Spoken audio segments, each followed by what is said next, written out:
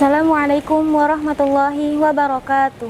Alhamdulillahirabbil alamin wa bihi nasta'inu ala umuri dunya waddin wassalatu wassalamu ala asrofil anbiya'i wal mursalin wa ala alihi wa sahbihi ajma'in, amma ba'du. Pertama-tama marilah kita panjatkan puja dan puji syukur atas rahmat kehadiran Allah Subhanahu wa taala yang mana pada kesempatan kali ini masih diberikan kesehatan.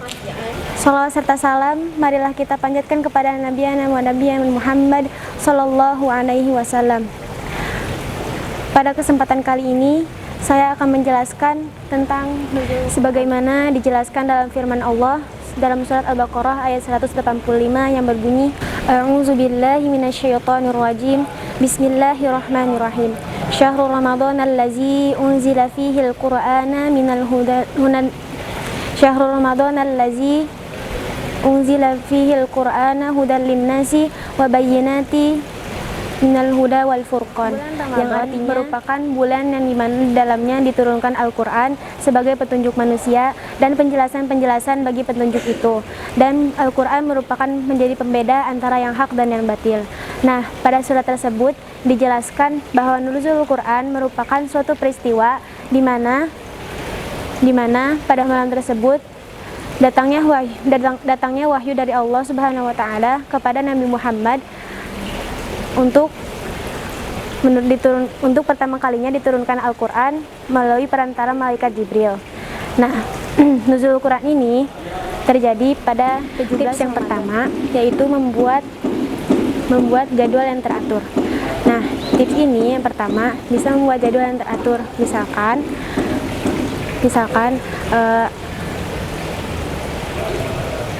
Misalkan kamu membuat target dalam satu hari harus bisa menyelesaikan minimal 1 juz, atau juga bisa dicicil dengan setelah selesai sholat minimal membaca 2 lembar per harinya. 2 lembar juga berguna supaya kalian bisa tahu kapan hatamnya membaca Al-Quran. Dan yang kedua, selalu membawa Al-Quran ini kemanapun dan dimanapun. Tips yang ini, jika kalian berada di luar ataupun dalam perjalanan, kalian pastinya bingung untuk bagaimana caranya tetap istiqomah dalam membaca Al-Quran sedangkan kalian masih dalam perjalanan.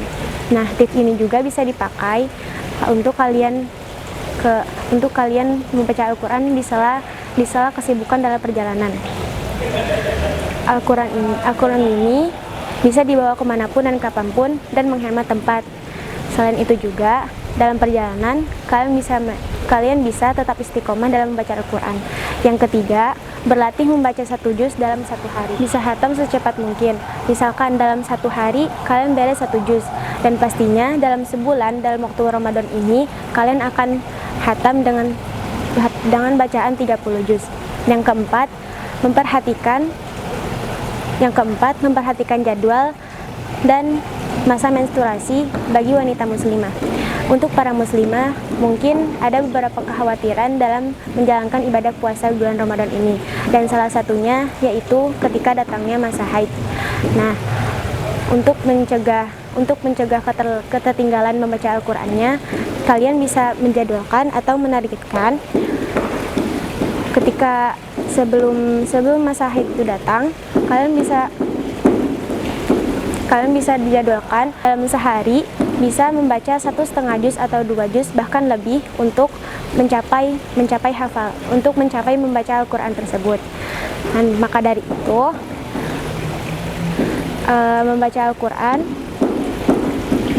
itu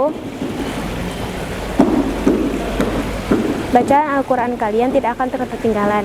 Dan yang kelima, menggunakan waktu antara azan dengan iqomah untuk membaca Al-Quran. Tidak harus menunggu